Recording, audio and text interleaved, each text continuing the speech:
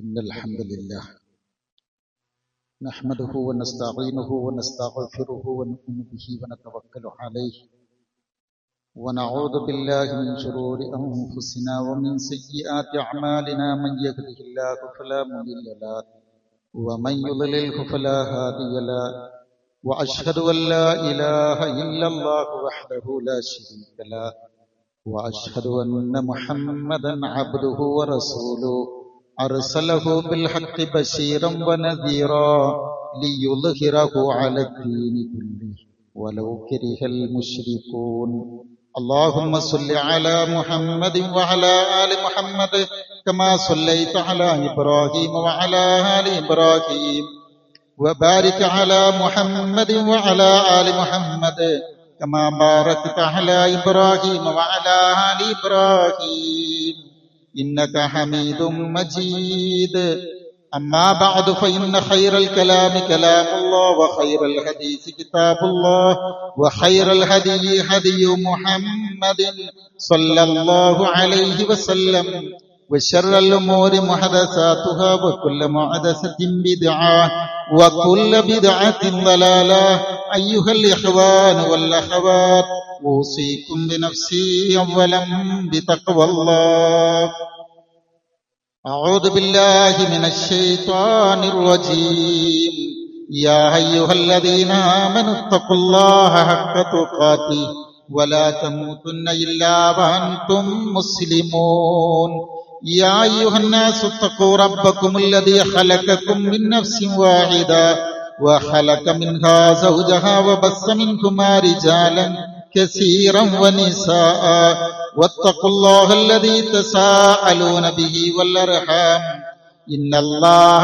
كان عليكم رقيبا يا أيها الذين آمنوا اتقوا الله وقولوا قولا سديدا يصلح لكم أعمالكم ويغفر لكم ذنوبكم ومن يطع الله ورسوله فقد فاز فوزا عظيما بسم الله الرحمن الرحيم وكل عبادي يقول التي هي أحسن إن الشيطان ينزع بينهم إن الشيطان كان للإنسان عدوا مبينا. ബഹുമാന്യരായ മുഅ്മിനുകളായ സഹോദര സഹോദരിമാരെ, അല്ലാഹു സുബ്ഹാനഹു വ തആല നമ്മെ ഓരോരുത്തരെയും അനുഗ്രഹിക്കുമാറാവട്ടെ. അള്ളാഹുവിന്റെ വിധിവിലക്കുകൾ ഉൾക്കൊണ്ടുകൊണ്ട് ജീവിക്കണമേ എന്ന് ആദ്യമായി ഉണർത്തുകയാണ്. ശക്തമായ ഭാഷയിൽ വസിയ്യത്ത് ചെയ്യുകയാണ്. ഈ വസിയ്യത്ത് ഉൾക്കൊണ്ടുകൊണ്ട് ഒരു മുഅ്മിനും മുത്തഖിയും മുഹ്സിനുമായി ജീവിച്ച് സംതൃപ്തിയോടുകൂടെ അള്ളാഹുവിനെ കണ്ടുമുട്ടാൻ നമുക്ക് ഓരോരുത്തർക്കും അള്ളാഹു തൗഫീഖ് തന്ന് നമ്മെ അവൻ തുണക്കുമാറാവട്ടെ. പ്രിയപ്പെട്ടവരെ, സൂറത്ത് ഇസ്രായിലെ 53-ാമത്തെ ഒരു ചെറിയ വചനമാണ് ഞാൻ ശ്രദ്ധയിൽപ്പെടുത്തിയത്. മനുഷ്യരായ നമുക്കിടയിലെ ആരോഗ്യകരമായ ബന്ധങ്ങൾ നിലനിൽക്കണം എന്നാണ് കഴിഞ്ഞ ദിവസങ്ങളിലുള്ള ഖുതുബകളിലൂടെ നമ്മൾ പഠിച്ചത്. ബന്ധങ്ങൾ ശക്തമായി നിലനിൽക്കണമെങ്കിൽ ഒരുപാട് കരുതലുകൾ നമ്മുടെ ജീവിതത്തിൽ ഉണ്ടാകണം. ആ കരുതലുകളാണ് നമ്മുടെ ജീവിത വിജയം എന്ന് പറയുന്നത്. ഏതൊരു ബന്ധവും ശക്തമാവുന്നതിൽ പ്രധാനമായും ശ്രദ്ധിക്കേണ്ടുന്ന ഒരു നസീഹത്താണ് ഇന്ന് ഞാൻ ഓതിവെച്ച ആയത്തിലൂടെ നമുക്ക് പഠിക്കാനുള്ളത്. ആ ആയത്ത് സൂചിപ്പിക്കുന്നത് അർത്ഥം ഞാൻ പറഞ്ഞു തരാം. അതിനു മുമ്പ് ആ ആയത്ത് നമ്മെ പഠിപ്പിക്കുന്നത് നമ്മുടെ നാവുകൾക്ക് നമ്മുടെ ജീവിതത്തിൽ വലിയ സ്ഥാനമുണ്ട് എന്ന്. നമ്മുടെ ബന്ധങ്ങൾ ശക്തമാവുന്നതും ബന്ധങ്ങൾ മുറിഞ്ഞു പോകുന്നതിലും പ്രധാനപ്പെട്ട വലിയ സ്ഥാനം നാവിനുണ്ട്. നമുക്കൊക്കെ ഇടയിൽ ചിലരൊക്കെ പറയാറുണ്ട്, ഞങ്ങൾ ഒരുപാട് കാലമായിട്ട് നല്ല ബന്ധത്തിലായിരുന്നു, കൂടപ്പിറപ്പുകളെക്കാളും വലിയ ബന്ധം ഉണ്ടായിരുന്നത്. പക്ഷേ അന്നയാള് പറഞ്ഞ ഒരു ചെറിയ വാക്ക് എന്റെ മനസ്സിന് വല്ലാതെ മുറിവേറ്റു. ഇപ്പോൾ ആ മുഖത്ത് പോലും നോക്കുന്നത് എനിക്കിഷ്ടമല്ലാതായി പോയി. ഇപ്പൊ കുറെ കാലമായിട്ട് ഞങ്ങൾ അത്ര ബന്ധമൊന്നുമില്ല. എന്താ കാരണം? ആ ഒരൊറ്റ വാക്കാണ്. പ്രിയരെ, അതുകൊണ്ടാണ് നമ്മുടെ നാവിന് വലിയ സ്ഥാനമുണ്ട് എന്ന് പറയാൻ കാരണം. അല്ലാഹു റബ്ബുൽ ഇസ്സത്ത് പറഞ്ഞ വാക്കറിയല്ലോ, വഖുൽ ലി ഇബാദി, എന്റെ അടിമകളോട് റസൂലെ നിങ്ങൾ അറിയിക്കണം. എന്താ പറയേണ്ടത്? യഖൂലു, അവര് പറയട്ടെ, അല്ലതീ ഹിയ അഹ്സൻ, ഏറ്റവും അഹ്സനായ വാക്കുകൾ അവർ പറയട്ടെ. ഏറ്റവും മനോഹാരിതയുള്ളത്, സൗന്ദര്യമേറിയത് എന്ന് വെച്ചാല് ഏറ്റവും ഉത്കൃഷ്ടമായ സംഗതിക്കാണ് അറബിയിൽ അഹ്സൻ എന്ന് പറയുക. എന്നിട്ട് ഓർമ്മിപ്പിക്കുന്ന എന്തറിയോ? ഇന്ന ശൈത്വാന യൻസഉ ബൈനഹും, നമുക്കിടയിൽ ശൈത്താൻ പണിയെടുക്കും. ഇന്ന ശൈത്താൻ കാന ലിൽ ഇൻസാനി അദുവ്വൻ മുബീന, മനുഷ്യരുടെ വളരെ തുറന്ന ശത്രുവാണ് പിശാച് എന്ന് പറയുന്നത്. അതുകൊണ്ട് തന്നെ ഏറ്റവും നല്ലത് പറയാൻ കഴിയും. നല്ലത് പറയുമ്പോ നമ്മൾ മനസ്സിലാക്കേണ്ട ഒരു സംഗതി, ഈ സംസാര ഭാഷയും ശരീരഭാഷയും പഠിക്കുന്നിടത്ത് ഒരു തിയറി പറയാറുണ്ട്. നിങ്ങൾ പലപ്പോഴും കേട്ടിരിക്കും, 7+38+55 അങ്ങനെ 100. ഇതാണ് നമ്മുടെ ശരീര സംസാര ഭാഷയുടെ തിയറി. ഇതിൽ 7% വായ കൊണ്ടുള്ള വർത്തമാനം. 38% വരുന്നത് നമ്മൾ സംസാരിക്കുമ്പോൾ നമ്മൾ ഈ കാണിക്കുന്ന നമ്മളെ ഈ ആംഗ്യങ്ങളൊക്കെ ഉണ്ടല്ലോ, അത്. ബാക്കി 58 നമ്മുടെ നടത്തിപ്പ്, ഇരിപ്പ്, നമ്മുടെ വസ്ത്രധാരണം ഒക്കെ പാടെ. ഇതാണ് ഒരാളുടെ ആകത്തുക എന്ന് പറയുന്നത്. അപ്പൊ എത്രയേ ഉള്ളൂ എന്നറിയാം? 7% വായ. എന്നോട് പറയുന്നുണ്ട്, മനഃശാസ്ത്രത്തിൽ തന്നെ പറയുന്നുണ്ട്, 7% വരുന്ന വായ ഈ മനുഷ്യൻ എന്ന് തുറക്കാൻ തുടങ്ങുന്നുവോ അന്ന് മുതൽ അയാളിൽ ജ്വലിച്ചു നിൽക്കുന്ന വ്യക്തിത്വം എന്താണ് എന്ന് നമുക്ക് മനസ്സിലാവുന്നത്. എത്രയേ ഉള്ളൂ? വായ തുറന്നാ മതി എന്നുള്ളതാണ്. അതുകൊണ്ടാണ് നമ്മൾ 2 രീതിയിൽ ഇതിന്റെ പ്രവർത്തനം ഉണ്ടല്ലോ. വർത്തമാനം പറഞ്ഞിട്ടുണ്ട്, മൗനത്തിലുണ്ട്. ഇതിന് രണ്ടിനെ ഈ 2 അമലായിട്ടാണ് പഠിപ്പിക്കുന്നത്. 2 പ്രവർത്തനാണത്. കാരണം ഈ വർത്തമാനം പറയാൻ ഈ നാവിനെ ചലിപ്പിക്കാനുള്ള ഇരട്ടി ഊർജം വേണ്ടി വരും, അല്ലെങ്കിൽ അതിന്റെ ഡബിൾ ഇരട്ടി ഊർജം വേണ്ടി വരും നമുക്ക് ചിലപ്പോൾ ചലിപ്പിക്കാതിരിക്കാൻ. അങ്ങനെയാണ് പറയാനുള്ളതിന്റെ ഇരട്ടി ശക്തി വേണ്ടി വരും പറയാതിരിക്കണമെങ്കിൽ. അതുകൊണ്ട് മൗനവും ഒരു പ്രവർത്തനമാണ്. അറബിയിലൊരു പഴമൊഴിയുണ്ട്, ഇന്ന കാനൽ കലാം മിൻ ഫില്ല വ ഇന്ന സുമൂദ് ദഹബ്. സ്വർണത്തിന്റെ വെള്ളിയുടെ ഒക്കെ മാഹാത്മ്യം ഇങ്ങനെ എടുത്തു പറയാണ്. അതുകൊണ്ടൊക്കെ മനുഷ്യന്മാർ ആഭരണങ്ങൾ ഉണ്ടാക്കാറുണ്ട്, ഉപയോഗിക്കാറുണ്ട്. ഇത് പറയാ, മനുഷ്യന്റെ സംസാരം വെള്ളിയാണെങ്കിൽ മൗനം അത് സ്വർണത്തിന്റെ സ്ഥാനത്താണെന്നാണ്. ഫലം നോക്കിയാൽ സ്വർണത്തിന്റെ മൂല്യമാണ് പലപ്പോഴും മൗനത്തിനുണ്ടാവുക. അതുകൊണ്ട് തന്നെ സഹോദരങ്ങളെ, വഖുൽ ഇബാദി യഖൂലു ലതി ഹിയ അഹ്സൻ, അല്ലാഹുവിന്റെ ഈ കലാമ് വളരെ ചുരുക്കിയ ഒരു ആശയം നമ്മുടെ മനസ്സിലേക്ക് നമ്മളിങ്ങനെ കൊണ്ടുവന്നിട്ട് നമ്മൾ കുറെ ബന്ധങ്ങൾ ഇങ്ങനെ പറഞ്ഞു വന്നല്ലോ, ആ ബന്ധത്തിലേക്ക് ഇതിങ്ങനെ ഒന്ന് ചേർത്ത് വെച്ച് നോക്കൂ. എഴുന്നേറ്റ് പോകുമ്പോ ഇൻഷാ അല്ലാഹ് അങ്ങനെ ചില തീരുമാനങ്ങൾ ഇൻഷാ അല്ലാഹ് നമുക്ക് എടുക്കണം. ഈ വർത്തമാനം, സംസാരം എന്ന് പറയുന്നതിനെ കുറിച്ച് ശരിക്കും അതിലൊരു നിർവചനങ്ങൾ പറയുന്നിടത്തുണ്ട്. ഒരു വാക്ക് നമ്മൾ പറയണമെങ്കിൽ അത് നിസ്സാരമല്ലെന്നാണ്. നമ്മുടെ മനസ്സിനകത്ത് ഉരുണ്ടു കൂടുന്ന ആശയങ്ങളെ നാവ് എന്ന അവയവം കൊണ്ട് പുറത്തു പറയാനുള്ള കഴിവിനെയാണ് സംസാരം എന്ന് പറയുന്നത്. ഞാൻ അവർ എഴുതി വെച്ച ഭാഷയൊക്കെ വായിക്കുന്നത്. ഈ ശേഷി വളരെ വലിയൊരു അത്ഭുതമാണ്. കാരണം അർ-റഹ്മാൻ അല്ലമൽ ഖുർആൻ ഖലഖൽ ഇൻസാൻ അല്ലമഹുൽ ബയാൻ. ആ ബയാൻ അല്ലാഹ് നമുക്ക് തന്ന വലിയൊരു കഴിവാണെന്നല്ലോ.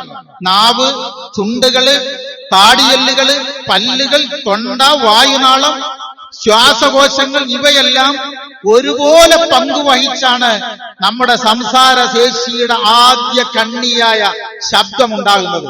ഇത് ഓരോന്നോരോന്നും എടുത്തു പറയില്ല കേട്ടോ. കാരണം നിങ്ങൾ ഞാൻ പറയുന്നത് ഇങ്ങനെ കേട്ടിട്ട് ഇതിന്റെ കൂടെ ഇങ്ങനെ വന്നു നോക്കുക. ഇതൊരു യാന്ത്രിക വശം മാത്രമാണ്. അതോടൊപ്പം തന്നെ കേൾവിയും തലച്ചോറും ഞരമ്പുകളും തുടങ്ങിയ സങ്കീർണ വശങ്ങളുമായി ഇതിന് ബന്ധമുണ്ട്. കൂടെ ബുദ്ധിയുമായിട്ട് ബന്ധമുണ്ട്. ഒരു പ്രത്യേക തോന്നൽ, ഒരു പ്രത്യേക ലക്ഷ്യം മുൻനിർത്തിക്കൊണ്ട് ഒരു വാക്കുച്ചരിക്കണമെന്ന തോന്നലിൽ നിന്നാണ് ഒരു വർത്തമാനം തുടങ്ങുന്നത് എന്നിട്ട് അത് ബുദ്ധിയിൽ നിന്ന് തലച്ചോറിലേക്ക് വന്ന് അങ്ങനെയാണത് വരുന്നത്. അപ്പൊ ഒരു വാക്ക് വരാൻ മാത്രം അതിന്റെ പിന്നിലുള്ള ആ ഗൂഢമായ ഒരു അവസ്ഥകളൊന്ന് ആലോചിച്ച് നോക്കി. നമ്മൾ ഈ വർത്താനം പറയുമ്പോൾ പിന്നെ അതിനെക്കുറിച്ച് അങ്ങനെ ശ്രദ്ധിക്കാറില്ല. അതുകൊണ്ടാണ് ഇത് അള്ളാന്റെ വലിയൊരു അനുഗ്രഹമാണെന്ന് പറയുന്നത്. ഇതൊന്ന് തിരിച്ചു ചിന്തിച്ചാൽ നമുക്ക് പെട്ടെന്ന് മനസ്സിലാവും കേട്ടോ, വളരെ പെട്ടെന്ന് മനസ്സിലാവും. എങ്ങനെയാ അള്ളാഹു തന്ന ഈ കഴിവ് തിരിച്ചെടുത്താൽ ഉണ്ടാകാവുന്ന ഒരവസ്ഥ. ഇന്നിപ്പോ നമുക്ക് വർത്തമാനം പറയാൻ യാതൊരു പ്രശ്നമല്ല, പക്ഷേ വർത്തമാനം പറയാനുള്ള കഴിവ് ഈ നാവിന്റെ ശേഷി ഒന്ന് പോയി കഴിഞ്ഞാൽ നമ്മൾ സലാം പറയാ, അല്ലെങ്കിൽ അടുത്തിങ്ങനെ വന്നു നിന്നിട്ട് വർത്തമാനം പറയാൻ അങ്ങനെ നാവളകുന്നുണ്ട്, കഴിയുന്നില്ലെങ്കിൽ പിന്നീട് സംസാരിക്കാരാ സംസാരിക്കുക? നമ്മുടെ കണ്ണുനീരാണ് സംസാരിക്കുക, അല്ലേ? അതുകൊണ്ടാണ് ജീവിച്ചിരിക്കുന്ന കാലത്ത്, പറയാൻ കഴിയുന്ന കാലത്ത് നല്ലതേ പറയാവൂ എന്നുള്ളത്. ഇന്ന് നമ്മൾ ആലോചിച്ച് നോക്കിയാല് എന്താണ് സംസാരിക്കേണ്ടത് എന്നറിയാതെ തോന്നിയതുപോലെ സംസാരിക്കുന്ന ഒരു കാലഘട്ടത്തിലാണ് പ്രിയരെ നമ്മൾ ജീവിക്കുന്നത്. എവിടെയും പോയി എന്തും പറയുന്ന ആ പറയുന്ന വാക്ക് എന്നെ ബാധിക്കുന്നതാണോ, എനിക്കത് പറയാൻ പറ്റുമോ എന്നൊന്നും ചിന്തിക്കാത്തൊരവസ്ഥ നമ്മുടെ ജീവിതത്തിൽ പൊതുവെ ഇന്ന് കാണാം. അതുകൊണ്ടാണ് ഖുർആൻ സത്യവിശ്വാസികളുടെ ഇബാദുർ റഹ്മാനിന്റെ മഹത്വം പറഞ്ഞിടത്ത് പറഞ്ഞത് വഇബാദുർ റഹ്മാൻ അല്ലദീന യംശൂന അലൽ അർളി ഹൗന. നമുക്ക് പിന്നീട് ഒരു വാക്ക് കൃത്യമായി പഠിക്കേണ്ടുന്ന ഒരു വാക്കാണ് കേട്ടോ ഈ ഹൗന എന്ന് പറയുന്നത്. തുടർന്ന് അല്ലാഹു പറഞ്ഞെന്തറിയോ, വൈദാ ഖാതബഹുമുൽ ജാഹിലൂന ഖാലൂ സലാമ. ജാഹില് നിങ്ങളോട് സംസാരിച്ചാൽ, ഞങ്ങൾക്ക് പല സന്ദർഭങ്ങൾ പറഞ്ഞു തന്നിട്ടുണ്ട്, ജാഹില് എന്ന് പറഞ്ഞാൽ വിഡ്ഢിയല്ല, വിവരല്ലാത്തവനല്ല ജാഹില്. ജാഹിൽ എന്ന് പറഞ്ഞാൽ അജ്ഞതയിലും അവിവേകത്തിലും ഉറച്ചു നിന്ന് മാന്യന്മാരായ ആളുകളോട് സഭ്യമല്ലാത്ത രീതിയിൽ സംസാരിക്കുന്നവനാണ് ജാഹിൽ എന്ന് പറഞ്ഞത്. അങ്ങനത്തെ ഒരാൾ നിങ്ങളോട് വർത്താനം പറഞ്ഞാൽ പിന്നെ അവനോട് ചിരിച്ചു പ്രതികരിക്കരുത് എന്നാണ്. കൊണ്ടാണല്ലോ ഈ പ്രതികരണം ഒരു മഹത്തായ കഴിവാണ്. അള്ളാന്റെ വല്ലാത്തൊരു ഐശ്വര്യമാണത്, അനുഗ്രഹമാണത്. നമ്മൾ സാധാരണ പറയാറുണ്ട്, ഇപ്പോ നമ്മളെ ഏതെങ്കിലും ഒരു മൃഗം കടിച്ച, പിന്നെ വിഷം വരണ, പേവിഷ വരണ വല്ല മൃഗമൊക്കെ നമ്മളെ ജന്തുക്കൾ കടിച്ചാല് തിരിച്ച് കടിക്കലല്ലോ അതിന്റെ പ്രതികരണം, അല്ലെ? അതിന്റെ പ്രതിരോധം എന്ന് പറയുന്നതല്ല. പാമ്പ് കടിച്ചാൽ പാമ്പിനെ തിരിച്ചു കടിക്കലാണോ പ്രതികരണം? അതല്ലല്ലോ, അതിന്റെ ചികിത്സ വേറെയാണ്. അതുകൊണ്ടാണ് വാക്കുകളിലും പെരുമാറ്റത്തിലും നമ്മുടെ വിവേകം നഷ്ടപ്പെട്ടാല് ജീവിതത്തിലെമ്പാടും പ്രശ്നങ്ങൾ കൂടും. ഇന്ന് ഒക്ടോബർ 10 എന്ന് പറയുന്നത് മാനസികാരോഗ്യ ദിനം എന്നുകൂടി അറിയുന്നല്ലോ, നിങ്ങൾ വായിച്ചിട്ടുണ്ടാവും ആ വാക്ക്. നമുക്ക് ആരോഗ്യം കൂടണോ, മാനസികമായി കരുത്തുവാണോ, നമ്മുടെ വാക്കുകൾ, നമ്മുടെ ചിന്തകൾ ഏറ്റവും പ്രധാനമാണ്. നിങ്ങൾ ആലോചിച്ച് നോക്ക്, പല പ്രയാസങ്ങളും ഉണ്ടാവുക രണ്ട് അവിവേകികളുടെ ശബ്ദത്തിൽ നിന്നാണ്. ചരിത്രത്തിൽ കുരിശ് യുദ്ധം ആര് തുടങ്ങിയതാ? വലിയ നാശനഷ്ടങ്ങൾ ഉണ്ടായതാണ്. അതേതാ? രണ്ട് സമൂഹം തുടങ്ങി വെക്കുന്നത് വിവരമില്ലാത്ത ചില ആളുകളുടെ ഭാഗത്ത് നിന്നുണ്ടായ പ്രശ്നങ്ങളാണ്. അതും മദ്യപാനികളായ ചില ആളുകളുടെ ഭാഗത്തു നിന്നുണ്ടായ പ്രശ്നങ്ങൾ പിന്നീട് അത് സമൂഹത്തിന്റെ, സമുദായത്തിന്റെ തലയിൽ വന്നുവിട്ടു. കേരളത്തിൽ തന്നെ, കേരളത്തിന് തൊട്ടടുത്ത സംസ്ഥാനത്തിന്റെ വളരെ പ്രധാനപ്പെട്ട ഒരു ജില്ലയിലൊക്കെ ഉണ്ടായിട്ടുള്ള ഒരുപാട് സാമ്പത്തിക നഷ്ടങ്ങൾ മുസ്ലിമീങ്ങൾക്ക് വരുത്തി വെച്ചിട്ടുള്ള ചില പ്രശ്നങ്ങളുണ്ട്, ചില കലാപങ്ങളുണ്ട്. ആ കലാപങ്ങളൊന്നും ഞാൻ ഇനി പറയില്ല, നിങ്ങൾ മനസ്സിൽ വന്നങ്ങൾ എടുത്തോളുണ്ട്. അതിന്റെയൊക്കെ പിന്നിൽ എന്താ അറിയാം? അതെല്ലാം ചില വ്യക്തികൾ അവിവേകികളുടെ ശബ്ദങ്ങളിൽ നിന്നുണ്ട്, അവിവേകപൂർവമായ പെരുമാറ്റങ്ങളിൽ നിന്നുണ്ടായ പ്രവണതകൾ കൊണ്ടാണെന്നാണ്. അതുകൊണ്ട് തന്നെ അനർത്ഥങ്ങൾ ഇല്ലാതാക്കാൻ നമ്മുടെ പെരുമാറ്റം, നമ്മുടെ വാക്കുകൾ, നമ്മുടെ ശൈലികൾ വളരെ പ്രധാനമാണ്. അത് ശരിയാവണമെന്നാണ് ഖുർആൻ പറയുന്നത്. എന്ത് പറയുന്നു എന്നതുപോലെ തന്നെ പ്രിയപ്പെട്ടവരെ പ്രധാനമാണ് എങ്ങനെ പറയുന്നു എന്നത്. നേരെ ശ്രദ്ധിച്ചു നോക്കിയേ, എന്ത് പറയുന്നു എന്നത് പോലെ തന്നെ പ്രധാനമാണ് എങ്ങനെ പറയുന്നു എന്നുള്ളത്. ഇതാരെ പഠിപ്പിക്കുന്നറിയോ? ഇപ്പോ പറയുന്ന രീതി ശരിയല്ലെങ്കിൽ നമ്മൾ പറയുന്ന കാര്യം എത്ര മികച്ചതാണോ അത് അതിന്റെ ഫലപ്രാപ്തിയിലെത്തൂലല്ലോ. നമ്മൾ ആലോചിച്ച് നോക്കിയ മനുഷ്യരിൽ മഹനീയരാണ്, ഉന്നതരാണ് അമ്പിയാക്കന്മാർ. അമ്പിയാക്കന്മാർ നൽകുന്നതും മഹത്വമേറിയതാണ്. പക്ഷെ മൂസ അലൈഹിസ്സലാമയോടും ഹാറൂൻ നബി അലൈഹിസ്സലാമയോടും അള്ളാഹു നൽകുന്ന ഒരു വാക്കുണ്ട്, നിങ്ങൾ ഇത് ഹബായില ഫിർഔൻ ഇന്നഹു തആ ഫഖൂലാ ലഹു ഖൗലൻ ലയ്യിനൻ ലഅല്ലഹു യതദക്കറു ഔ യഖ്ശാ. നബിമാരാണ് പോകുന്നത്, ഫിർഔന്റെ അടുക്കലേക്കാ പോകുന്നത്. ഫിർഔൻ നന്നാവൂല എന്ന് അള്ളാഹുവിന് അറിയുകയും ചെയ്യാം. പക്ഷേ മൂസ അലൈഹിസ്സലാമയോടും ഹാറൂൻ നബിയോടും അള്ളാഹു റബ്ബുൽ ഇസ്സത്ത് പറയണത്, നിങ്ങൾ രണ്ടാളും അവരുടെ അടുക്കൽ പോവുക, ഫറവന്റെ അടുക്കൽ പോവുക. എന്നിട്ട് ഫഖൂലാ ലഹു ഖൗലൻ ലയ്യിനൻ, വളരെ ലീനായ, അറബി വാക്കായി ലീൻ എന്ന് പറയുന്നത് വളരെ വളരെ ലീനായ വാക്ക് നിങ്ങൾ ഉപയോഗിക്കണം, ലോലമായി സംസാരിക്കണം. അവൻ നന്നായെങ്കിലോ, ഭയപ്പെട്ടവൻ അനുസരിച്ചെങ്കിലോ. മൂസ ഞാൻ അതിന് വിശദീകരണം തരാൻ നമുക്ക് സമയമില്ല കേട്ടോ. നിങ്ങൾ ആലോചിക്കണത്, മൂസ അലൈഹിസ്സലാമയോട് അദ്ദേഹം അവരുടെ പിതാക്കന്മാരെ കുറിച്ച്, ഈ കൗമീങ്ങളുടെ പിതാക്കന്മാരെ കുറിച്ച് കൗമ് ചോദിക്കുന്നുണ്ട്, ഞങ്ങളുടെ വാപ്പാരെ സംബന്ധിച്ച് നിന്റെ അഭിപ്രായം എന്താണ്? നിങ്ങളുടെ വാപ്പാര് നരകത്തിലാന്ന് പറഞ്ഞാലും കുടുങ്ങി, സ്വർഗത്തിലാന്ന് പറഞ്ഞാലും കുടുങ്ങി അല്ലെ? അദ്ദേഹത്തിന് അതിന് കൊടുത്ത മറുപടി എന്തറിയോ? രണ്ടും പറയാൻ നിന്നില്ല. ഖാല ഇൽമുഹാ ഇൻദ റബ്ബി ഫീ കിതാബ് ലാ യദില്ലു റബ്ബി വലാ യൻസാ. നമ്മുടെ പിതാക്കന്മാരെ കുറിച്ചുള്ള എല്ലാ ഇൽമും ഇന്റെ റബ്ബിന്റെ അടുക്കലുണ്ട്. നിന്റെ പടച്ചവന്റെ ആ കിതാബ് തെറ്റിപ്പോകൂല, അവരൊന്നും മറക്കൂല. ആലോചിച്ച് നോക്കിയേ, ആ മറുപടി എത്ര മനോഹരമാണ്. എന്തിനായിരിക്കും മൂസ അലൈഹിസ്സലാമയുടെ ചരിത്രം ഇത്രയധികം ഖുർആൻ പറഞ്ഞു തരുന്നത് വെച്ചാൽ, നമ്മളെ സംബന്ധിച്ചിടത്തോളം വളരെ പ്രധാനപ്പെട്ട ഒരു രീതിശാസ്ത്രമാണത്. നാവിനെ നിയന്ത്രിക്കാത്തവന് മുഅ്മിനാകാൻ കഴിയില്ല. നാട്ടിലെ പ്രായമായ ആളുകളോട് ചോദിച്ചാൽ, അവിടേക്കാണ് നമ്മൾ വരേണ്ടത്. നമ്മുടെ മാതാപിതാക്കള്, നമ്മുടെ കാരണവന്മാരെ കുറിച്ച് ഞാൻ കഴിഞ്ഞ ഖുത്ബകളിൽ പറഞ്ഞല്ലോ. നാട്ടിലെ പ്രായമായ ആളുകളോട് ചോദിച്ചാൽ കുടുംബം, മക്കൾ, മരുമക്കള്, അവരുടെയൊക്കെ വാക്കുകൾ ഉണ്ടാക്കിയ മുറിവിന്റെ വർത്തമാനങ്ങൾ ഇങ്ങനെ വന്നുകൊണ്ടിരിക്കുന്നു. നിസ്കാരം നോലുമ്പൊക്കെ കാര്യമായിട്ടുണ്ട്, പക്ഷെ അവന്റെ വായ ശരിയല്ല. പറഞ്ഞ വാക്കുണ്ടല്ലോ, ഇങ്ങനെ പറഞ്ഞു തുടങ്ങും. അരമണിക്കൂർ അടുത്തിരുന്നാൽ പോലും അന്യന്റെ കുറ്റം കേൾക്കാതെ എഴുന്നേറ്റ് പോകാൻ കഴിയാത്ത വിധം തകർന്ന ബന്ധങ്ങൾ. ആ ബന്ധങ്ങളുടെ അടിസ്ഥാന കാരണം നമ്മൾ ഉപയോഗിച്ച വാക്കുകളുമായിരിക്കൂലേ ഇന്നുണ്ടാവുക. അതുകൊണ്ട് തന്നെ നമ്മൾ ആരോട് എന്ത്, എങ്ങനെ, എവിടെ വെച്ച് പറയുന്നു എന്നതൊക്കെ പ്രശ്നമാണ് സഹോദരങ്ങളെ. ആളും നിലയും അറിയാത്ത വർത്തമാനം അപകടം ചെയ്യും. എന്റെ നാട്ടിൽ പഴമക്കാര് പറയാറുണ്ട്, പുതിയ തലമുറക്ക് അറിയോന്നറിയില്ല, തെങ്ങിനും കവുങ്ങിനും ഒരേ തളപ്പ് കെട്ടരുത് എന്ന്. ആ പറയുന്ന ആളുകളോടുള്ള അവരുടെ നിലയും വിലയും അറിഞ്ഞ് രൂപം ഭാവങ്ങളൊക്കെ അറിഞ്ഞുകൊണ്ടായിരിക്കണം നമ്മൾ പ്രതികരിക്കേണ്ടത്. അതുകൊണ്ടാണല്ലോ എന്ന് നബി സല്ലല്ലാഹു അലൈഹി വസല്ലം ഓതി വെക്കും. 3 ആയത്തുകൾ നസീഹത്ത് കൊടുക്കുകയാണെങ്കിൽ ഞാൻ ആയത്തോടെ ഓതി വെച്ചിരുന്നു. 3-ാമത്തെ ആയത്ത്, യാ അയ്യുഹല്ലദീന ആമനൂ ഇത്തഖുല്ലാഹ വഖൂലൂ ഖൗലൻ സദീദാ യുസ്ലിഹ് ലക്കും അഅമാലക്കും വയഗ്ഫിർ ലക്കും ദുനൂബക്കും വമൻ യുതിഇല്ലാഹ വറസൂലഹു ഫഖദ് ഫാസ ഫൗസൻ അളീമാ.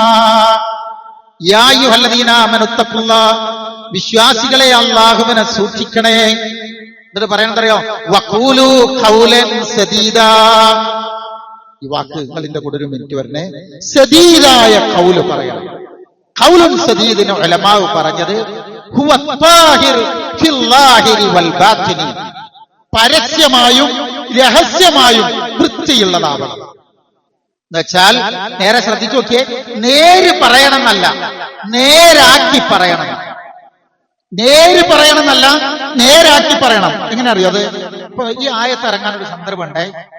അബ്ദുല്ലാഹി ഇബ്നു ഉബയ്യ് ഇബ്നു സലൂൽ എന്ന മുനാഫിക്കുകളുടെ നേതാവ് ആയിഷ ബീബി റളിയല്ലാഹു അൻഹയെ കുറിച്ചും മിസ്തഹിനെ കുറിച്ചും ഒരു വ്യഭിചാരാരോപണം നടത്തിയല്ലോ. അയാൾ അതിന് പറഞ്ഞ വാക്കെന്തറിയോ? ആ വെളുപ്പാൻ കാലത്ത് ഇരുട്ടിങ്ങനെ മൂടി നിൽക്കുമ്പോ ആയിഷയും മിസ്തഹും ഇങ്ങനെ നടന്നു വരുന്നത് ഞാൻ കണ്ടു. പിന്നെ എന്തുണ്ടായി എന്ന് എനിക്കറിയില്ല. വർത്തമാനം നേരെ ശ്രദ്ധിക്കണേ. ആയിഷ ബീവിയും മിസ്തഹും പാടങ്ങനെ നടന്നു വരുന്നത് ഞാൻ കണ്ടു. എന്തുണ്ടായി എന്നൊന്നും എനിക്കറിയില്ല. അതൊന്നും നിങ്ങൾ എന്നോട് ചോദിക്കരുത് എന്ന് വെച്ചാൽ പറഞ്ഞത് സത്യല്ലേ? അപ്പോഴാ പറഞ്ഞതിന്റെ ശൈലി എന്താ ആണ്? ഒരു വാക്കുകൾ പറഞ്ഞത് നേരാ, അപ്പോഴെ നേരാക്കിയല്ല പറഞ്ഞത്. പറയുന്ന വാക്ക് കുത്തുന്ന തരത്തിലുള്ള, മറ്റൊരുത്തനെ വേദനിപ്പിക്കുന്ന, ദ്രോഹിക്കുന്ന, ദ്വയാർത്ഥം വരുന്ന വാക്കുകൾ ഒരിക്കൽ ഉപയോഗിക്കരുത്. അതാണ് വഖൂലു ഖൗലൻ സദീദൻ എന്ന് പറഞ്ഞാൽ. നമ്മൾ ചില ആളുകളൊക്കെ പേരൊക്കെ പറയുമ്പോ കൂടുതൽ എന്നോട് ചോദിക്കൊന്നും വേണ്ട, അങ്ങനെ എന്ന് പറഞ്ഞാൽ ആ പറയുന്ന ശൈലിയിൽ തന്നെ ഒരു കുത്തുണ്ടാവൂലേ? ഇത് പറഞ്ഞിട്ട് അല്ലാഹ് പറഞ്ഞത് വഖൂലു ഖൗലൻ സദീദൻ യുസ്ലിഹ് ലക്കും അഅമാലക്കും. ഈ വാക്ക് ശൈലി നിങ്ങൾ സ്വീകരിച്ചാൽ, ഇത് ഖൗലൻ സദീദ് ഉപയോഗിച്ചാൽ നിങ്ങളുടെ അമൽ ശരിയാവും. വയഗ്ഫിർ ലക്കും ദുനൂബക്കും, പിന്നീട് വരുന്ന പാപങ്ങൾ അല്ലാഹു നിങ്ങൾക്ക് പുറത്തു തരും. ആലോചിച്ച് നോക്കിയേ, നമ്മുടെ സാമൂഹ്യ ജീവിതത്തിൽ സൗഹൃദങ്ങളും ശത്രുതകളും ഒക്കെ സ്വാഭാവികമാണ്. ഇണങ്ങിയവര് പിണങ്ങും, പിണങ്ങിയവര് ഇണങ്ങും. പക്ഷേ ഇണങ്ങുന്ന ആളുകൾ പിണങ്ങിയാൽ ആ പിണക്കം നമ്മൾ എളുപ്പം തീർക്കണം. എന്നാ നബി സല്ലല്ലാഹു അലൈഹി വസല്ലം പറഞ്ഞ തമ്മി തെറ്റിയാൽ 3 ദിവസം വരെ നമുക്ക് ആ തെറ്റൊന്ന് തീർക്കാൻ സാവകാശം തരാന്ന. അതിനിടയിൽ നിങ്ങളത് പറഞ്ഞ് എവിടേക്കൊക്കെ എത്തിക്കണം എന്നാ. കാരണം ദിവസം വൈകുന്തോറും മനസ്സകന്നകന്നാണ് പോവുക. പക്ഷേ നമ്മളൊന്ന് ആലോചിച്ച് നോക്കിയേ, തമ്മിൽ തെറ്റിയാൽ അന്നോളം ഉണ്ടായിരുന്ന എല്ലാ സ്നേഹവും സൗഹൃദങ്ങളും മറന്ന് മനുഷ്യൻ സംസാരിക്കും. എന്നിട്ട് അടുക്കാൻ തടസ്സമായി നിൽക്കുന്നത് ഒരൊറ്റ സംഗതിയാ. അയാൾ പരസ്പരം ഉപയോഗിച്ച വാക്കുകളായിരിക്കും നമ്മൾ അടുക്കാനും പഴയ ബന്ധങ്ങൾ സ്ഥാപിക്കാനും തടസ്സമാവുക. ഈ ബന്ധം ഉണ്ടായി തന്നെ വെക്കുക. പഴയതുപോലെ സുദൃഢമാവാൻ തടസ്സം നമ്മൾ പറഞ്ഞ വാക്കാണ്. സംഗതിയൊക്കെ ഞങ്ങൾ തമ്മിൽ തെറ്റി ഒക്കെ വേണ്ടി പഴയതുപോലൊക്കെ ആകണം എന്നൊക്കെ ഉണ്ട്. പക്ഷേ അവൻ ആ പറഞ്ഞൊരു വാക്കുണ്ടല്ലോ, ആ വാക്ക് ഞാൻ മരിച്ചാലും ഞാൻ മറക്കൂല. ചില ഭാര്യമാരൊക്കെ പറയാറുണ്ട്, അവനാ പറഞ്ഞ വാക്ക്, അവളാ പറഞ്ഞ വാക്ക് എന്റെ നെഞ്ചത്ത് 6 അടി മണ്ണ് വീണാലും ഞാനത് മറന്നുപോകില്ല. ഞാൻ മിണ്ടാറൊക്കെ ഉണ്ട്, പക്ഷെ എനിക്കത് അങ്ങോട്ട് മിണ്ടാൻ കഴിയണ്ടേ എന്നൊക്കെ പറയും. സഹോദരങ്ങളെ, അതുകൊണ്ടാണ് നമ്മളോട് ഖൗലൻ സദീദ് എന്ന് പറയാൻ കാരണം. വിമർശനങ്ങൾക്ക് പോലും കൃത്യമായ രീതിശാസ്ത്രം ദീന് നമുക്ക് പഠിപ്പിച്ചു തന്നിട്ടുണ്ട്. നിങ്ങൾ ആലോചിച്ച് നോക്കൂ, വിമർശനത്തെ ഞാൻ സ്വാഗതം ചെയ്യുന്നു, നമ്മൾ അങ്ങനെയൊക്കെ പറയും എന്നൊക്കെ നമ്മളൊക്കെ പറഞ്ഞിട്ടുണ്ടെങ്കിലും വിമർശിക്കാന്ന് പറയണത് നമുക്ക് ആർക്കെങ്കിലും നമുക്കിഷ്ടമായിരിക്കും. അപ്പൊ വിമർശിക്കപ്പെടുന്നത് നമ്മൾ ആരെങ്കിലും ഇഷ്ടപ്പെടുക? ഇല്ലല്ലോ. അതുകൊണ്ടാണ് നബി സല്ലല്ലാഹു അലൈഹി വസല്ലം പറഞ്ഞതറിയോ, കൂട്ടത്തിൽ ഒരാളെ വിമർശിക്കണമെങ്കിൽ പോലും ഹബീബായ റസൂലിന്റെ ശൈലി എന്താ അറിയോ? പേരെടുത്ത് പറയില്ല. റസൂൽ എന്ത് ചെയ്യുമെന്ന് വെച്ചാൽ, നമ്മുടെ കൂട്ടത്തിൽ ചില ആളുകളിൽ ഇങ്ങനെയും ചില പ്രവണതകൾ കാണുന്നു. അങ്ങനെ ആമായിട്ട് ഉപയോഗിക്കുള്ളൂ, മനസ്സിനെ വേദനിപ്പിക്കാതെയാണ് പറയുക. അതുകൊണ്ട് തന്നെ താബിഈ പണ്ഡിതനായ ബിലാൽ ഇബ്നു സഅദ് റളിയല്ലാഹു അൻഹു പറയുന്ന ഒരു വാക്കുണ്ട്, ഒരാള് കുതർക്കിയും കുത്തുവാക്ക് പറയുന്നവനും സദാ വാദപ്രതിവാദങ്ങളിൽ ഹരം കണ്ടെത്തുന്നവനും സ്വന്തം അഭിപ്രായങ്ങൾ മാത്രം ശരി എന്ന് ധരിച്ച് അതിൽ പുളകം കൊള്ളുന്നവനുമാണെങ്കിൽ ഓർക്കുക, അയാളുടെ നാശം പൂർണ്ണമായി, അയാളുടെ നാശം പൂർത്തീകരിക്കപ്പെട്ടു എന്നാണ്. ഈ എണ്ണിയതൊക്കെ ഞാൻ വീണ്ടും എണ്ണ നേരില്ല. ഞാനാണ് വലിയവൻ, സംഗതിയെ വരരുത്. ഇപ്പോ പണ്ഡിതനായ ഹാത്തിമുൽ അസ്മീർ റഹിമഹുല്ലാഹ് പറയുന്നുണ്ട്, ഇന്നി ലാ ഉഹിബ്ബു അൻ അതകല്ലം കലിമതൻ ഖബ്ല അൻ അസ്തഇദ് ജവാബഹാ ലില്ലാഹ്. ഞാൻ ഒരു വാക്ക് പറയുകയാണെങ്കിൽ അള്ളാഹുവിന്റെ മുമ്പിൽ ഇതിനെന്ത് മറുപടി പറയും എന്ന് ആലോചിക്കാതെ ഞാൻ ഒരു വാക്കും പറയാൻ ഒരുങ്ങാറില്ല. ഫഇദാ ഖാല അല്ലാഹു തആല യൗമൽ ഖിയാമ, ഖിയാമത്ത് നാളിൽ അല്ലാഹ് എന്നോട് ചോദിക്കുകയാണ്, ലിമ ഖുൽത കദ, എന്തിനങ്ങനെ പറഞ്ഞു എന്ന് ചോദിച്ചാൽ, യാ റബ്ബി ലികദ, പടച്ചോനെ ഇന്നതുകൊണ്ടാണ് ഞാൻ ഇങ്ങനെ പറഞ്ഞത് കേട്ടോ എന്ന് പറയാൻ മറുപടി കിട്ടാത്ത ഒരു വാക്കും ഞാൻ പറയാൻ തയ്യാറാവാറില്ല. അതുകൊണ്ടാണ് വഖൂലു ലിന്നാസി ഹുസ്ന, നമ്മുടെ ഇരുത്തത്തിൽ കുറച്ചൊക്കെ ചൂടും സാധാരണ ഇരിക്കുന്ന ഒരു അസ്വസ്ഥ രൂപത്തിലല്ല. അതുകൊണ്ട് പറയുന്നത് നമ്മുടെ ജീവിതമായിട്ട് ബന്ധപ്പെട്ടുകൊണ്ട് തന്നെ നമ്മൾ കുറച്ചും കൂടെ ആഴത്തിൽ ചിന്തിക്കണം. നല്ല വാക്ക് അതിന് ഭയങ്കര പ്രതിഫലനമുണ്ട്. ഒരു പൊരി മതി എല്ലാം ഒതുങ്ങാൻ, ഒരു ചിരി മതി എല്ലാം ഒതുങ്ങാൻ, അല്ലെ? ആ പൊരി വീഴുന്നതിന് നമ്മൾ പേടിക്കണം. പലരും തമാശകൾ ഇഷ്ടപ്പെടുന്നവരായിരിക്കും. നമ്മുടെ മനസ്സിന്റെ സംഘർഷം കുറയ്ക്കാൻ തമാശകൾ നല്ലതുമാണ്. നമുക്ക് സന്തോഷം ഉണ്ടാവാനും തമാശകൾ നല്ലതാണ്. ഒരു പരിധിവരെ തമാശകൾ നല്ലതാണ്. ആ തമാശ പറയുകയാണെങ്കിലും മറ്റൊരുത്തനെ കൊല്ലുന്ന ശൈലി ഉണ്ടാകാൻ പാടില്ലല്ലോ, അല്ലെ? വേറൊരാളെ വേദനിപ്പിക്കുന്നത് വരാൻ പാടില്ലല്ലോ. കൊണ്ട് വാക്കുകളൊക്കെ നന്നായി സൂക്ഷിക്കണം. ഒരു വാപ്പ മകൻ ഭയങ്കര ദേഷ്യമുള്ള ഒരു കുട്ടിയായിരുന്നല്ലോ, നിങ്ങൾ കേട്ടിരിക്കുക സംഭവം. ഇവൻ എല്ലാവരോടും ഇങ്ങനെ ദേഷ്യപ്പെടുമ്പോ കുറെ ആണി കയ്യിൽ കൊടുത്തിട്ട്, നല്ല പ്രതലുള്ള ഒരു മേശയും കൊടുത്തിട്ട് ഒപ്പ പറഞ്ഞു, അവൻ ആരോടെങ്കിലും ദേഷ്യപ്പെട്ടാൽ ഒരാണി ആ മേശപ്പുറത്ത് കൊണ്ടുപോയി അടിക്കണം. പല കുട്ടി ആരോടെങ്കിലുമൊക്കെ അങ്ങനെ പറഞ്ഞിട്ടുണ്ടെങ്കിൽ തന്നെ വേഗം മാപ്പ് ചോദിക്കണം. മാപ്പ് ചോദിച്ചാൽ ആ ആണി പറിച്ചു കളയണം. അങ്ങനെ ദേഷ്യമൊക്കെ തീർന്നൊരു 10-30 ആണിയൊക്കെ ഈ മേശപ്പുറത്ത് അടിച്ച് ആണി പറിച്ചു വലിച്ചെറിഞ്ഞു. ഇനി എന്തെങ്കിലും മോനെ ആ മേശപ്പുറത്ത് ബാക്കിയുണ്ടോ എന്ന് ചോദിച്ചു. ഉപ്പായി മേശപ്പുറത്ത് ബാക്കി എന്ന് ചോദിച്ചാലേ കുറെ പാടുകളുണ്ട്, 30 പാടുണ്ട്. അത് പോവില്ല കേട്ടോ, അത് പോവില്ല. അത് പോകണമെങ്കിൽ, ഇല്ലാതിരിക്കണമെങ്കിൽ ആദ്യമേ വാക്ക് നേരിട്ട് ഉപയോഗിക്കണം. നിങ്ങൾ കേട്ടിരിക്കുമല്ലോ, ഇന്ത്യയുടെ മുൻ പ്രസിഡന്റ് APJ, ബാക്കി വാക്കുകൾ അതിന്റെ പേര് നിങ്ങളൊന്ന് പൂർത്തീകരിക്കുക. അദ്ദേഹം നല്ല കുട്ടിയായിരിക്കുന്ന കാലത്തുള്ള അനുഭവം പറയാ. വാപ്പയോടും കുടുംബത്തോടും ഒന്നിച്ചുള്ള യാത്ര കഴിഞ്ഞിട്ട് വീട്ടിൽ തിരിച്ചു വന്നപ്പോ ഭക്ഷണം കഴിക്കുന്ന വേളയിൽ ഉമ്മ കൊണ്ടുവന്ന് വെച്ചു കൊടുത്ത ചപ്പാത്തിയുണ്ട്. ആ ചപ്പാത്തി ഒന്ന് അവർ തിന്നുമ്പോ കരിഞ്ഞു പോയിട്ടുണ്ട് ചില ചപ്പാത്തികൾ. വാപ്പ അത് ശ്രദ്ധിക്കാതെ തിന്ന. അപ്പൊ ഇയാൾ കുട്ടിയായിരിക്കുമ്പോ പറയുന്നുണ്ട്, ഉപ്പ ആ കരിഞ്ഞ ചപ്പാത്തി ശ്രദ്ധിക്കുമെന്ന് ഞാൻ ഇങ്ങനെ വിചാരിച്ച് ഉപ്പാനെ നോക്കുന്നുണ്ട്. ഉപ്പ അത് ശ്രദ്ധിക്കാതെയാണ് തിന്നുന്നത്. എന്നിട്ട് അത് തിന്നുമ്പോഴും ഉപ്പ സ്കൂളിലെ വിശേഷം എന്നോട് പറയണത് ഇത് ശ്രദ്ധിക്കുന്നേ ഇല്ല. കുറച്ചു കഴിഞ്ഞിട്ട് ഉമ്മ വന്നിട്ട് ഉപ്പനോട് ക്ഷമ ചോദിക്കുന്നുണ്ട്, ആ കരിഞ്ഞ റൊട്ടി ഒക്കെ പറഞ്ഞിട്ട്. അപ്പൊ അങ്ങനെ അതിന്റെ രത്നം ചുരുക്കെന്താന്ന് ചോദിച്ചാൽ, രാത്രി വൈകിട്ട് ഉപ്പയുടെ അടുക്കൽ വന്ന് ഈ കുട്ടി ചോദിക്കുന്നുണ്ട്, ഉപ്പ നിങ്ങൾ ഉമ്മനോട് നേരെ കരിഞ്ഞ റൊട്ടിയെ കുറിച്ച് പറയുന്നു, അത് ഇഷ്ടാന്ന് പറഞ്ഞതല്ലോ, നിങ്ങൾക്ക് കരിഞ്ഞ റൊട്ടി ഇഷ്ടാണോ? അപ്പൊ തിരിച്ചു പറഞ്ഞോട് പറഞ്ഞ വാക്ക്, മോനെ ഉമ്മ പകലന്തിയോളം പണിയെടുത്തിരുന്നല്ലേ, ആ കരിഞ്ഞ റൊട്ടി അധികം ആരെയും വിഷമിപ്പിക്കൂലല്ലോ. പക്ഷേ ഒരു കറുത്ത വാക്ക് നമ്മൾ ഉമ്മാനോട് പറഞ്ഞിരുന്നെങ്കിൽ ഉമ്മന്റെ മനസ്സല്ല അതുകൊണ്ട് വിഷമിക്കുക, വേദനിക്കുക. അതുകൊണ്ട് നമ്മൾ അങ്ങനെ പറയാതിരുന്നാ പോരെ, അങ്ങനെ സൂക്ഷിച്ചാൽ പോരെ എന്നാണ്. അതുകൊണ്ട് നല്ലത് പറയാൻ നമ്മളൊക്കെ പലപ്പോഴും പിശുക്കരാണ്, കുറവുകൾ പറയാൻ നമ്മളൊക്കെ വളരെ മിടുക്കരുമാണ്. പല ആളുകളുടെയും മികവുകൾ പറയാൻ സാധിക്കണം എന്നുണ്ടെങ്കിൽ പലരൊക്കെ മരിക്കണം. മരിച്ചു കഴിഞ്ഞാൽ പിന്നെ നമ്മൾ അയാൾ അങ്ങനെ ഇങ്ങനെ ജീവിച്ചിരിക്കുന്ന കാലത്ത് ആ മരിച്ചിട്ട് പറയണ ഏതെങ്കിലും 100% 1/2% പറഞ്ഞിരുന്നെങ്കിൽ എത്രമാത്രം നമ്മുടെ ബന്ധങ്ങളെല്ലാം നന്നാകുമായിരുന്നു. അതുകൊണ്ട് സഹോദരങ്ങളെ, ഒറ്റ വാക്കുകൂടി ഞാൻ പറയാട്ടോ. ഒരാൾ മരിച്ചാല് അയാളുടെ ജനാസ നമ്മൾ പള്ളിയിൽ കൊണ്ടുവന്നോ അല്ലെങ്കിൽ മയ്യത്ത് നിസ്കരിക്കുന്നത് ജനാസ നമസ്കരിക്കുന്നിടത്ത് നമ്മൾ കൊണ്ടുവന്ന് വെക്കും.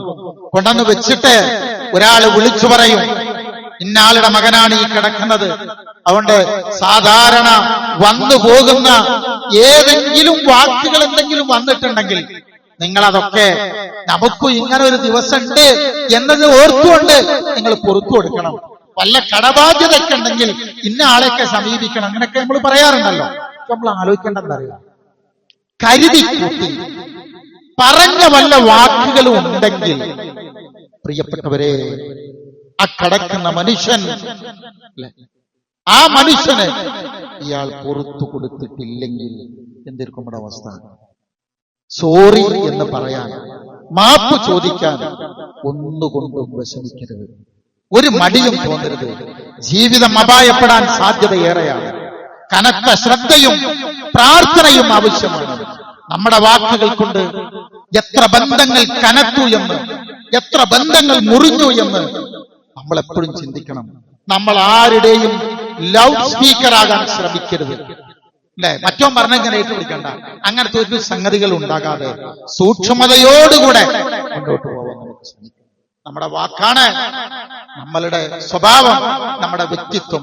അതുകൊണ്ട് അങ്ങേയറ്റം കരുതലോടുകൂടിയായിരിക്കണം ആ വാക്കുകൾ നമ്മൾ ഉപയോഗിക്കേണ്ടത്. പ്രത്യേകിച്ച് ഇനി ശ്രദ്ധിക്കുക, പ്രത്യേകിച്ച് നമ്മൾ ചെയ്യേണ്ടത് എന്താന്ന് ചോദിച്ചാൽ, നമ്മുടെ മാതാപിതാക്കൾ, വയസ്സായ ആളുകൾ അവരുടെ പെരുമാറ്റങ്ങളോ പ്രശ്നങ്ങളൊന്നും നമുക്ക് ഇഷ്ടപ്പെട്ടോളന്നുണ്ടാവില്ല.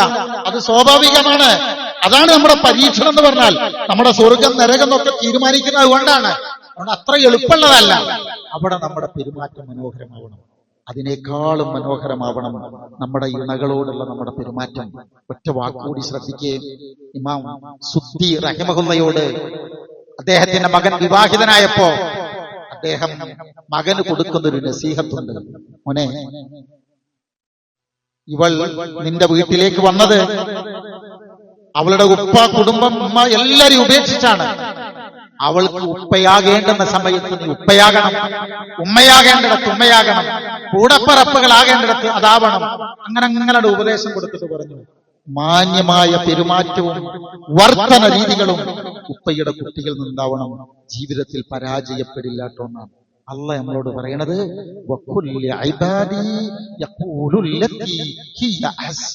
ഈ തിരിച്ചറിവ് നമുക്കുണ്ടാവണം. ശ്രമകരമാണത്. നന്നായി ശ്രമിക്കുക, പ്രാർത്ഥിക്കുകയും ചെയ്യുക. റബ്ബുൽ ഇസ്സത്ത് അവന്റെ ഇഷ്ടദാസന്മാരുടെ കൂട്ടത്തിൽ ഉൾപ്പെടുത്തി നമ്മെ ഓരോരുത്തരെയും അവൻ അനുഗ്രഹിക്കുമാറാവണം.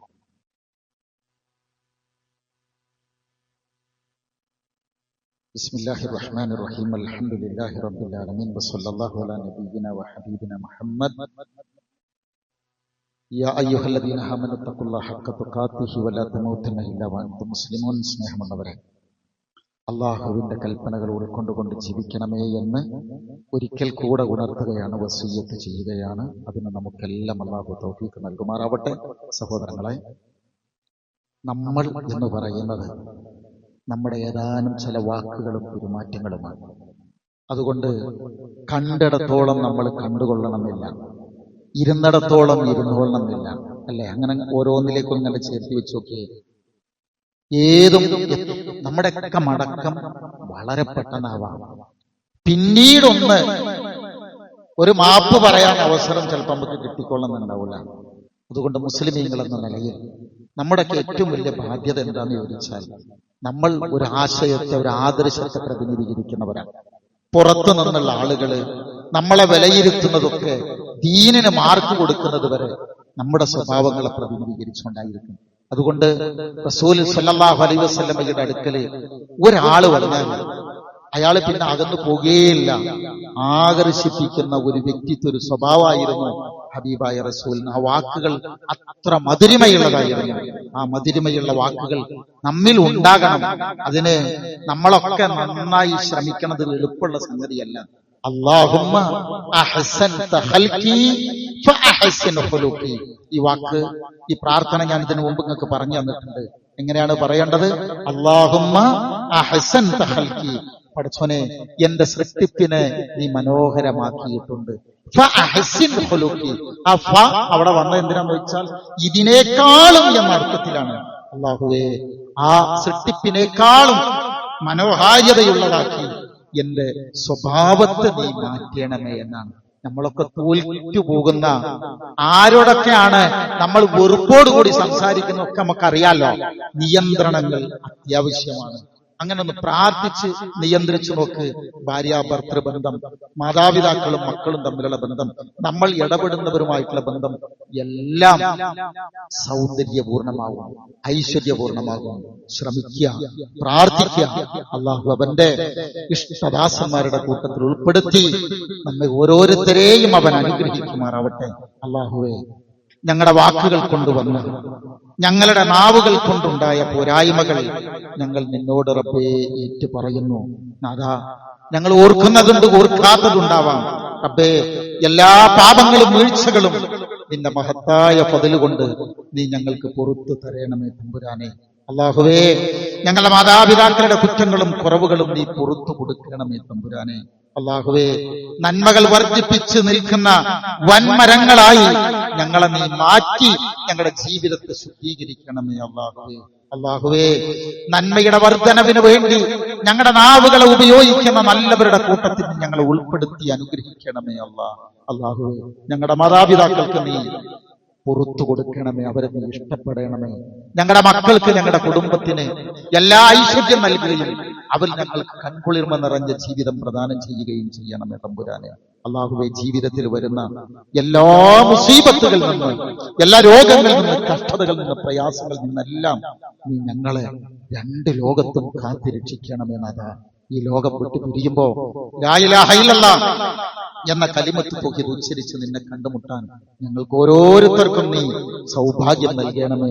അവേ, ഈ പ്രാർത്ഥന നീ കബൂൽ ചെയ്യണമേ. അല്ലാഹുമ്മ ഗഫിൽ മുഅ്മിനീന വൽ മുഅ്മിനാത്ത് വൽ മുസ്ലിമീന വൽ മുസ്ലിമാത്ത് അൽഅഹ്യാഇ മിൻഹും വൽ അംവാത് ഇന്നക മുജീബു ദഅവാതി യാ ഖാദിയൽ ഹാജാത് റബ്ബന അഗ്ഫിർ ലനാ വ ലിഇഖ്വാനിന അല്ലദീന സബഖൂനാ ബിൽ ഈമാൻ ولا تجعل في قلوبنا غلا للذين آمنوا ربنا إنك رؤوف رحيم اللهم أجرنا من النار اللهم أعز الإسلام والمسلمين وأذل الشرك والمشركين ونجنا من القوم الظالمين ربنا هب لنا من أزواجنا وذرياتنا قرة أعين واجعلنا للمتقين إماما ربنا آتنا في الدنيا حسنة وفي الآخرة حسنة وقنا عذاب النار واغفر لنا يا غافر المذنبين آمين برحمتك يا أرحم الراحمين اللهم صل وسلم وبارك على نبينا محمد وعلى آله وصحبه أجمعين وسلام على المرسلين والحمد لله رب العالمين.